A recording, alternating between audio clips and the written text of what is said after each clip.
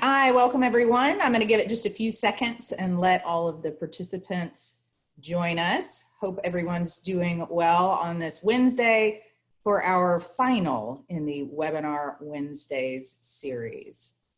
Hopefully we'll be back soon to in-person education events, but for now we're still in Zoom land. All right, we seem to be ready. Things are slowing down. Officially, thank you for joining us today. This is the final in a series we started just 6 weeks ago, W&A Webinar Wednesdays. As you'll see here, we had one each week from each of our wealth strategists. You can find them saved on our website, watch the replays if you weren't able to join us originally. And the entire series is in our video lounge at wealthstrategists.com. I'm really proud that our strategists were able to go from in-person and have that audience interaction to doing what I'm doing today and talking into a little dot at the top of my laptop, which isn't nearly the same as being in the room with all of you for our normal events.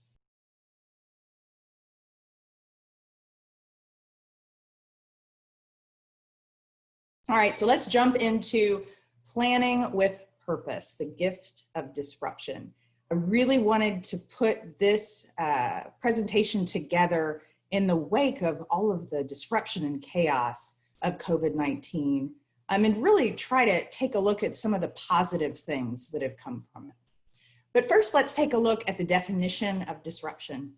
The act or process of disrupting something, which really is an interruption in the normal course or continuation of some activity or process.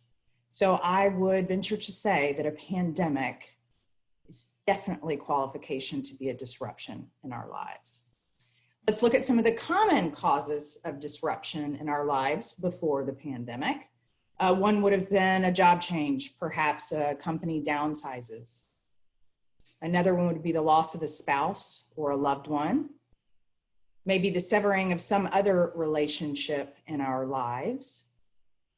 And even though everybody's so happy to hold the baby, look at the baby, and babies are wonderful, beautiful things, those women out there who have had a child also know it's a complete and total disruption to your body, of which no one quite prepares you for. You don't really realize you're going to be a woman in an ugly dress, drinking out of a pickle jar with mascara running down your face. Might be a lot less humans if we truly understood how it would turn out to be. Let's talk about some of the common financial planning goals that we talk about when we get together for financial planning sessions.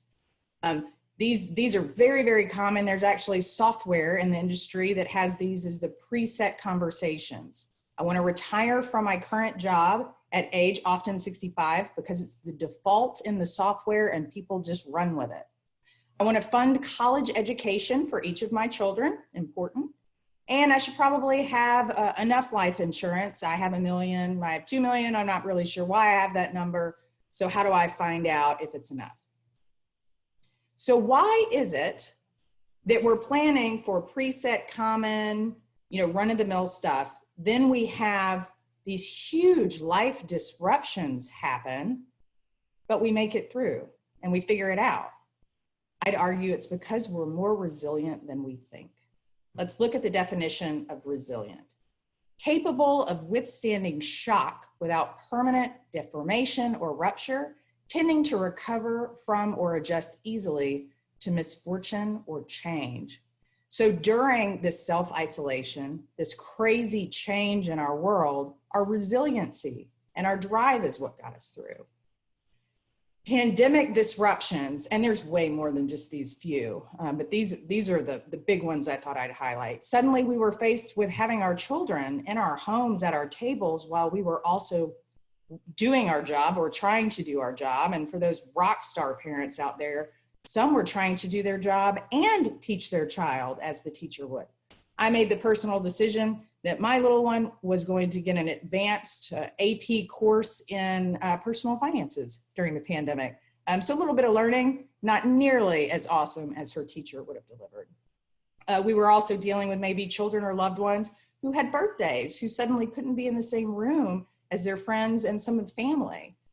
Also unemployment, trying to get access to a system that abruptly changed overnight, and there was no line to go stand in. There was no office to go to. Everything had to be figured out at home. And this could have been for maybe some of us who didn't even have a computer at home. So big change, big thing to get through. By the way, that, markets falling, if you hadn't had a conversation with your investment advisor or hadn't looked at your statements, you might not have known what to do or if you needed to do anything at all. For those really unlucky few of us, hopefully it was a few, who didn't see all the social media posts about running out of toilet paper and didn't go grab some before all the hoarding began, we had to figure that out as well. And then, jokes aside, for those that were affected the most by COVID-19, having to navigate being in a hospital or having a loved one in the hospital, going through something so scary and not being able to be there with them or have someone there with you. Huge disruptions in the normal course of life. One of the many blessings I had during this time that I wanted to share with everyone is I attended an EO event back in early February. For those that aren't familiar with EO, it's the Entrepreneur Organization, and here in Nashville, they have a wonderful chapter. And they had John Ingram come in and speak about bringing soccer to Nashville and starting the Nashville Soccer Club. And in his presentation, he really talked about, for him, he really wanted to do something big in his life. And he referenced a book that he had read. And, when John Ingram references a book, you write it down. So I ended up picking up a copy and I started to read it right about the time that this all began. And one of the things that jumped out at me from this book, it's the Top 5 Regrets of the Dying by Bronnie Ware. And she is in Australia, and she's working with patients who are dying. So caretaker, hospice worker, having a lot of conversations with people as they're in their last moments. And one of the quotes that really, really stuck out for me, and sorry, I have to move my little face so I can read it. We do more to avoid pain than we do to gain pleasure. So it is when the pain becomes too much that we finally find the courage to make changes. And I thought that that was really, really inspiring, that often the big changes that we make in our life, or I'd say too often the big changes we make in our life, are due to pain. And I realized that where Mr. Ingram had landed was that he had shifted his focus from have to want to. And he really had to want this soccer club, because he told us of his journey, and it was a lot of hard work and a lot of push and a lot of unknown. But because he moved from have to want to, he made it happen. So I had more and more conversations, and it was during this grieving process we all went through for all of the freedoms that we lost in self-isolation. And maybe it was money we lost, jobs, all the loss surmounting. If you were on social media, you probably saw a post about this somewhere along the way. This is the Kubler-Ross grieving model. And we all went through this, maybe not at the same time together, but certain parts definitely. In the beginning, there was denial. Many of us, I know I wasn't quite certain that they could really have us sitting in our homes or make us, stay in our house. A little bit of denial there. Is it really going to be as bad as they say? And as we all realized that it might be, and that we were going to have to sit at home, then the anger and the anxiety set in. I think on this one, maybe more anxiety than anger, just what in the world is happening? And then if you were isolated long enough and you weren't super busy with work or your children or something else, the depression that happened. But then the conversation started to shift, both in conversations that I was having with my clients and conversations that I was having on phone calls out in the community and what other people were producing in some of their content that I was watching. And it happened right about here. And that was really when everybody began to share their experience, and they began to talk about maybe some of the things that were happening as life slowed back down that they might actually see as a positive, might see as a benefit, or changes that they wanted to make. And now as we're moving up into acceptance, many of us have been there for quite some time, were beginning to explore new options. So conversations continued and goals began to shift in my conversations in my work with my clients. Post-pandemic, planning goals started to sound more like, I think I want to slow down and spend more time every day with my family. It's been nice. I really want to understand more about my financial life, and I want to tether it to my goals in a way that I really understand. I feel very disconnected. And I want to make more moments in my life meaningful ones. The things I do, I really want them to be special, because now I've seen that it can all be taken away in a moment. And I've been reminded of how short life is. So to bring it back to the topic of this webinar, planning with purpose. Purpose, as it's defined here by Merriam-Webster, is intention, determination to do something. So if we're going to start being more intentional in our planning, we are going to make some big changes now that the pain is starting to subside. We really, to Benjamin Franklin's point here, I love this quote. There are three things extremely hard: steal a diamond and to know oneself. Where in the world do you start with intention and purpose in your financial planning? Which really, financial planning is life planning. If you really are willing to dig into it, your finances touch all parts of your life. So one of the conversations I had as I'm putting all these pieces together was with my good friend, Betsy Mandel Carley. She's a licensed marriage and family therapist, also a licensed clinical social worker. We had a conversation as we're sharing about how our work life has changed. She, has been a therapist for many, many years and has always met with people in person. And now it was virtual or over the phone. And I was, of course, sharing that I was having conversations very similarly, and that people's, what they were focused on and what they wanted was also shifting. And she just said the most insightful thing. What she sees is that people don't often get the chance to live their values because they get caught up in the do more, get more cycle of today's life. If I do more, I'll get more. And if I do more, I'll get even more. And so oftentimes living to your values, doing what you really want to do, gets put on the back burner because you have all these must do's. I must do more because I need to get more. And suddenly the values aren't a focus. You'll get to those later. And so I thought that was really, really interesting in the wake of all of this. And then, it looks like I'm quoting myself, which I am, which is awfully cheesy.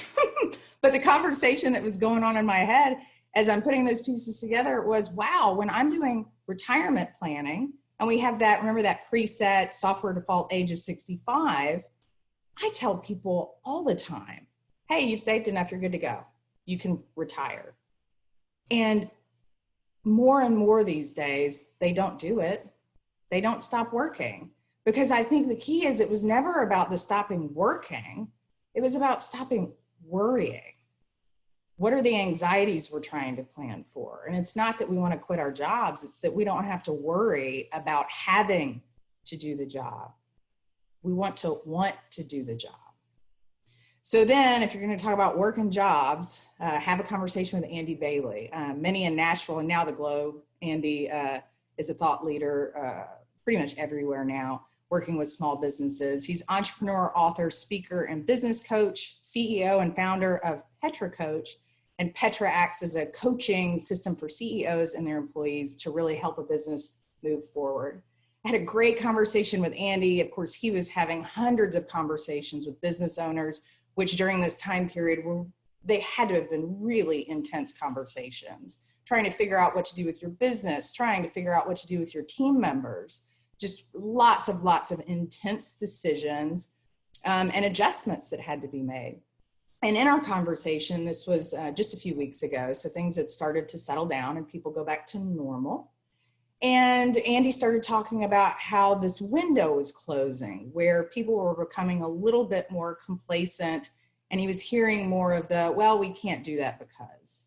And again, he said the most insightful thing: just because things are getting a little bit easier, you don't have to lose the mental creativity of can.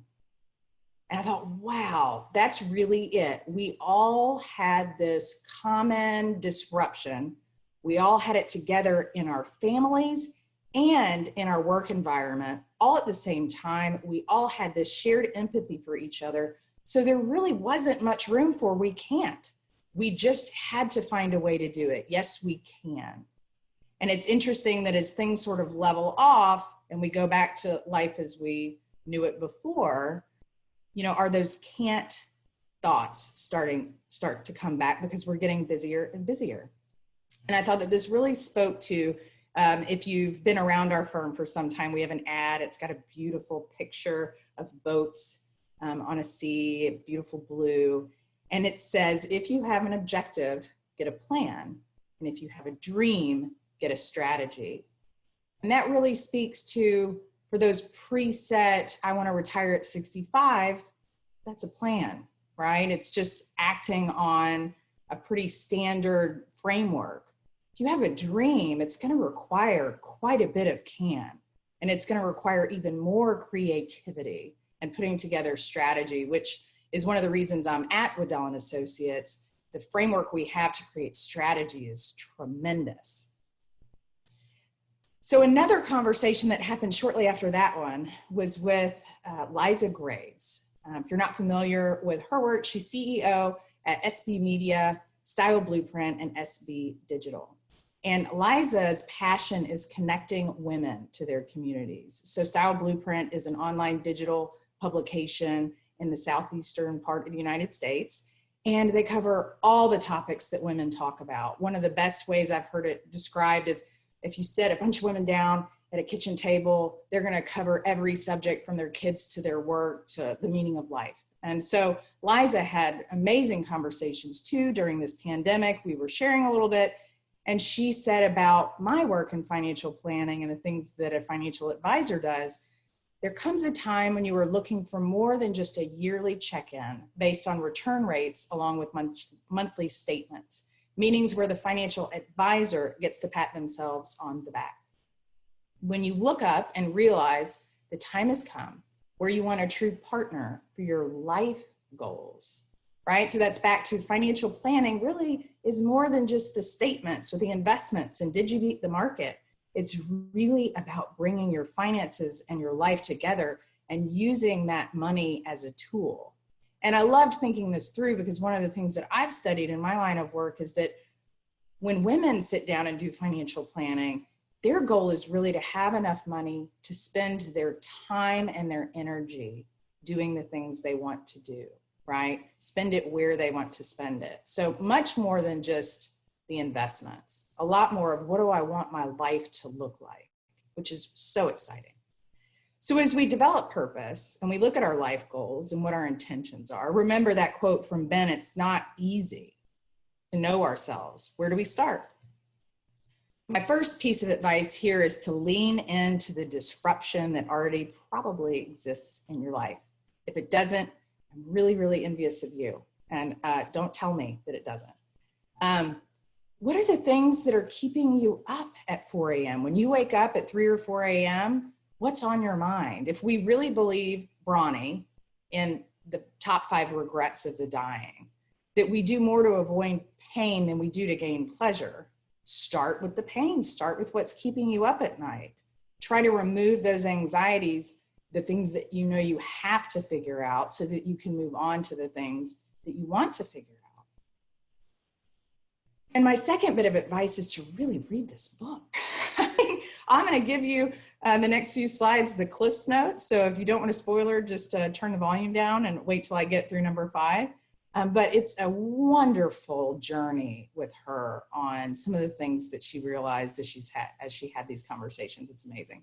So the number 1 regret she uncovered was, I wish I'd had the courage to live a life true to myself, not the life others expected of me. So as you read that, it may not occur to you immediately that this would be something that you would discuss with your financial advisor, your wealth strategist. But this is really about dreams that go unfulfilled. I wish I'd had the courage.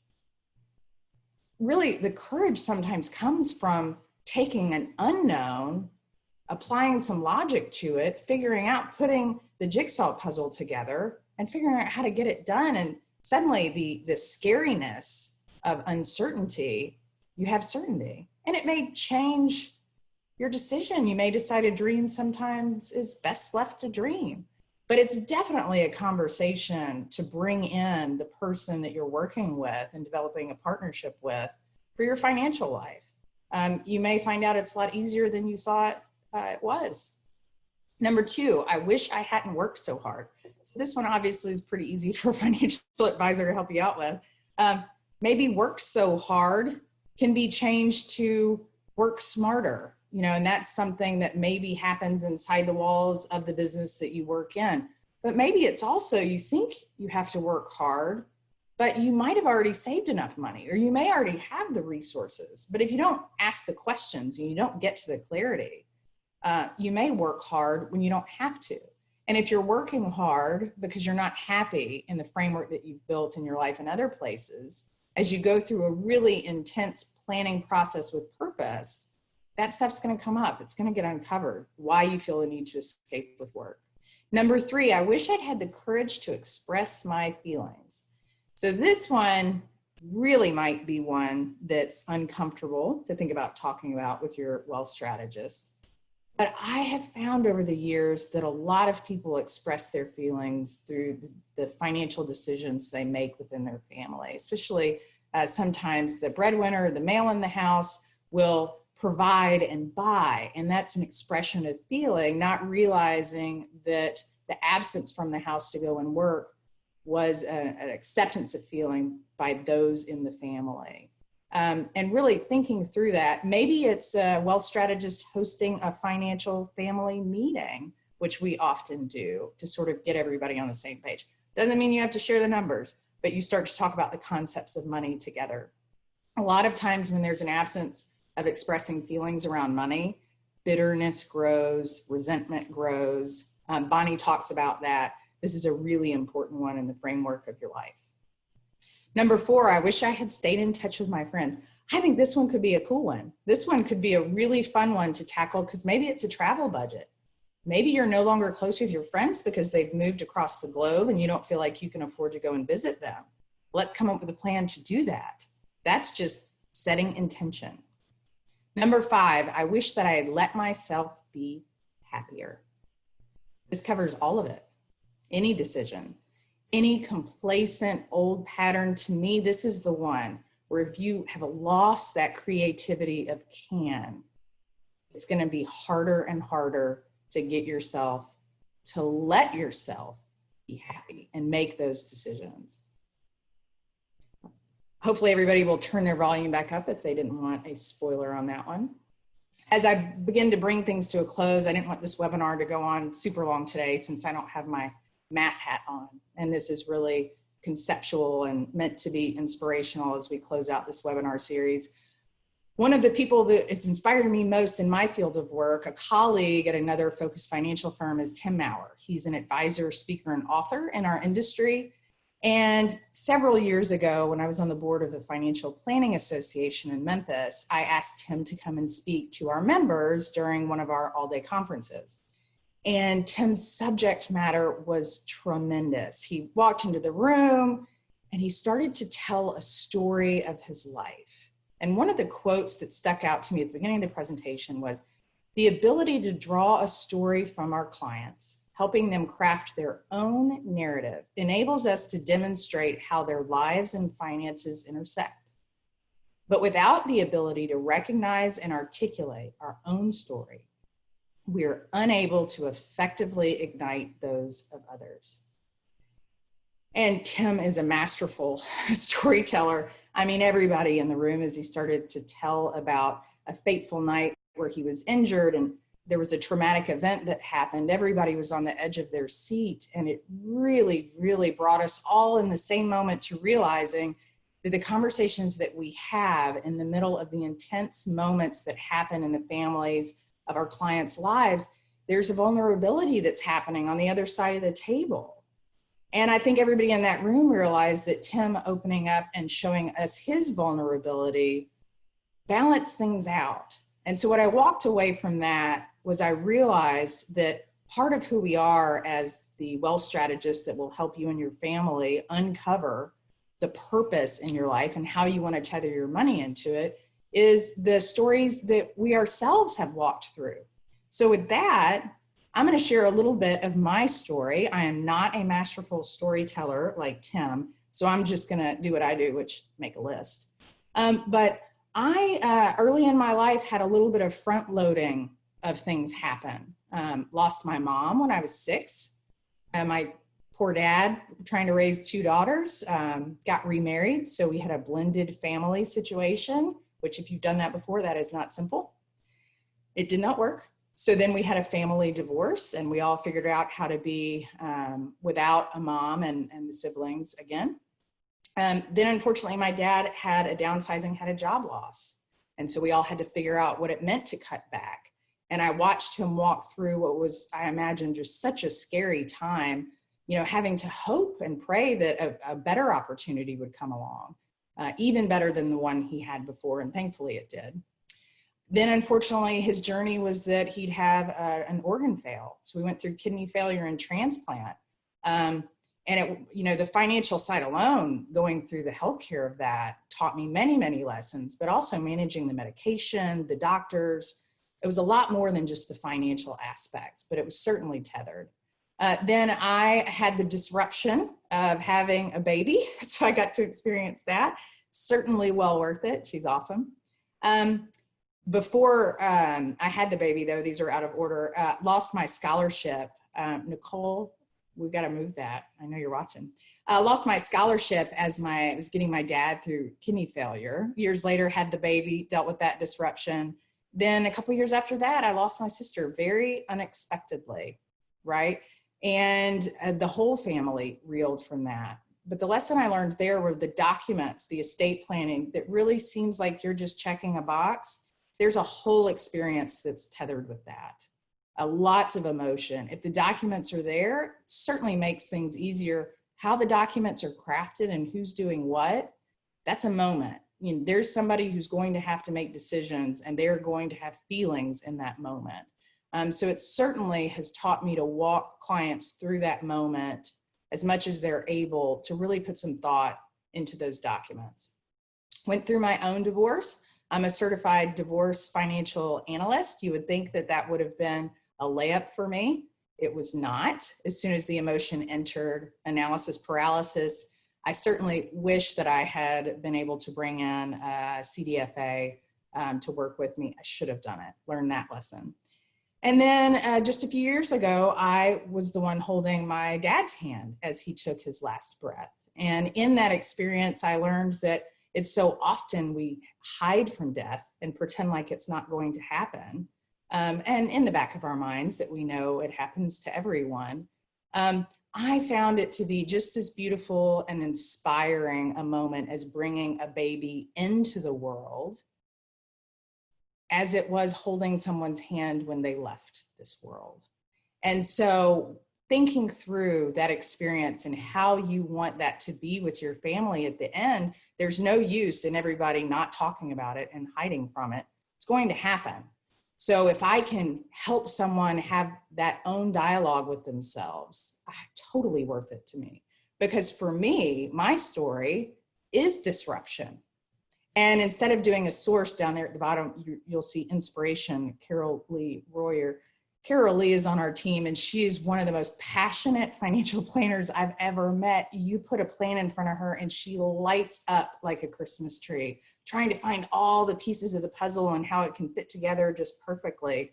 And I was having a conversation with our team about this presentation, and Carol Lee in passing said something like, well, your life has certainly been a case study in financial planning. And in that moment, I realized it actually has. I've probably statistically had more things happen to me in a short amount of time than most people do. But wow, putting this presentation together, I realized what all of this did for me was really gave me the spirit of can. Like, I can do all of that. I can do anything. And if I can do it, my clients can certainly do it. So for me, what I'll leave you with is we're still, when we do a plan, going to look at all these reports. If you've not had a plan done before, this is particularly, what it looks like, not always, but most of the time. You're going to look at cash flow and balance sheet, and we're going to look at save more, retire later, spend less. As we go through these, why not turn this financial plan into a life story that you actually desire, not a preset filter on software? Maybe you don't want to retire at 65. Maybe you want to find that creativity of can and stop worrying at age 50. Why not try for it? Why not make your financial plan a page turner?